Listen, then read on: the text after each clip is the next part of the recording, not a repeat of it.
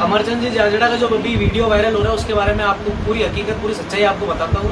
Video किसी द्वारा viral किया गया था और उस वीडियो की आपकी पूरी सच्चाई ये है कि उस दिन हमारे कम से कम 1.5-2 साल से हमारे घर पे चोरी आती है। मतलब हमारे घर के जो सामने है उस घर के उधर चोरी आती है और दारू वारू पी के हमारे घर के सामने बोतलें फेंके जाते हैं ये लोग।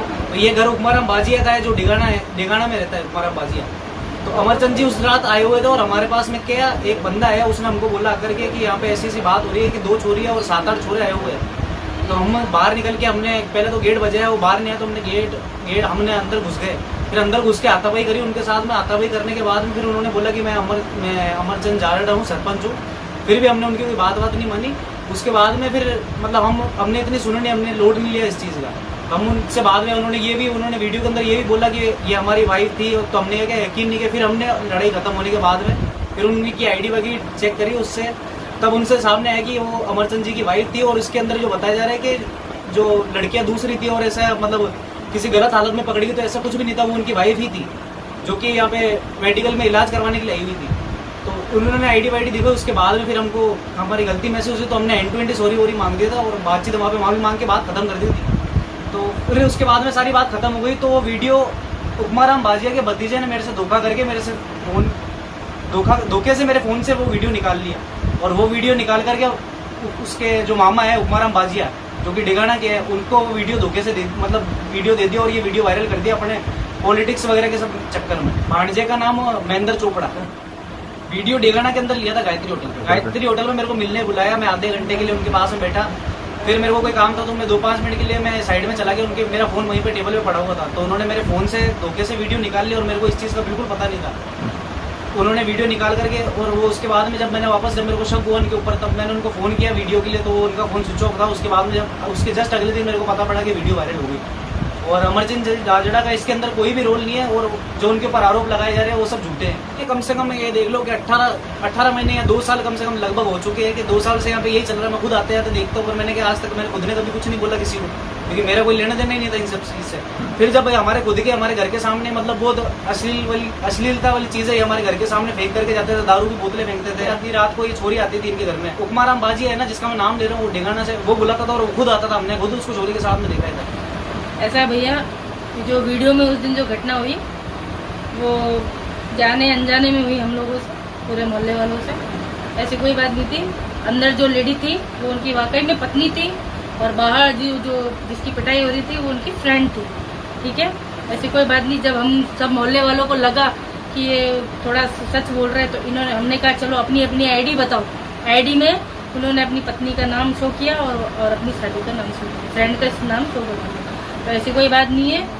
अमरचंद जी अच्छे इंसान है, ऐसी कोई बात नहीं। लेकिन जब तक हमें पता नहीं था, जाने अनजाने हमसे गलती हुई, हम इस चीज़ की क्षमा मांगते हैं। देखो, जहाँ तक मैं जानती हूँ, मैं घर से बाहर कम नहीं निकलती हूँ और जो जिस दिन ये बात हुई थी तो हमारे बुजुर्गों का कोई काम नहीं है बीच में, लेकिन फिर भी मैं वहाँ पे खड़ी थी। उसके बाद इस लड़के ने कहा कि अभी वो 2 लड़कियाँ आई हुई हैं, एक आदमी आया, जबकि जो आदमी अंदर था उसने ये बताया कि मैं इसको जानता हूँ, मैं इसको जानता हूँ या मैं इसको पहचानता हूँ। जब इनके साथ में ये कोइंसिडेंस हो गया, उसके बाद में अगले दिन इसने बोला ये अमरचंद जाजड़ा है और ये पी का सरपंच है और ये वहाँ का। इसने अपने आप को उसका फ्रेंड बताया और अमरचंद जी को अपना दोस्त बताया। इसमें हमारी कोई गलती नहीं है। अमरचंद जी जिस टाइम ये पिटाई चल रही थी ना, मैं क्योंकि मेरे को शुगर है, मैं मुंह में थोड़ा मेरे तकलीफ होती है बोलने में, तो मैं सौंफ या सुपारी कुछ मुंह में डालने के लिए आई थी। तब मैंने देखा जिस लड़के ने ये बताया कि उनके घर में लड़की आई हुई या एक आदमी आया हुआ, वो चुपके से दीवार के पास खड़ा होकर देख रहा था। जैसे मैंने उसकी तरफ देखा ना तो ये भाग गया। तब हमको थोड़े बहुत ये समझ में आया कि ये जरूर ये कोई ना कोई, ये कुछ नहीं, ये अमरचंद जी को बदनाम कर रही है, ये षड्यंत्र रचा जा रहा है। और उसके बाद ये जो बाजिए का मकान है, ये आज की बात नहीं कि सरपंच आए हैं तो ये बात हुई है। अब कोई भी किसी के घर आए ना, अपने को क्या लेना। वो 2 दिन से आए हुए थे, हमें कोई मतलब नहीं था। पकड़ना होता तो फर्स्ट डे को भी हम कह सकते थे, नेक्स्ट डे को क्यों कहा? क्योंकि हमको किसी ने कहा इनके घर में ऐसा कुछ हो रहा। क्यों? उसकी लाइन में, हमारी लाइन में सब परेशान थे उस घर से। कुछ दिन पहले इनके क्या नाम है इनका, मचंद, इनके आने से 4 दिन पहले 6 लड़कियां और लड़के रात को यहाँ पे आए। उससे पहले मतलब आए दिन पूरी पूरी रात चुपके से खड़ी रहेगी गाड़ी, और इनके घर में कुछ ना कुछ गंदगी चलती रहती है। और मैं तो बोल नहीं सकती हूँ, वो तो आप लोग भी समझदार हैं, इतनी गंदी गंदी चीजें, दारू की बोतलें और बहुत कुछ अगले के घर के सामने फेंक के जाएंगे। परेशान नहीं होगा तो क्या होगा, इसको क्या समझे। ये घर इतना, इधर सिर्फ लड़की और लड़के के अलावा कुछ नहीं आता।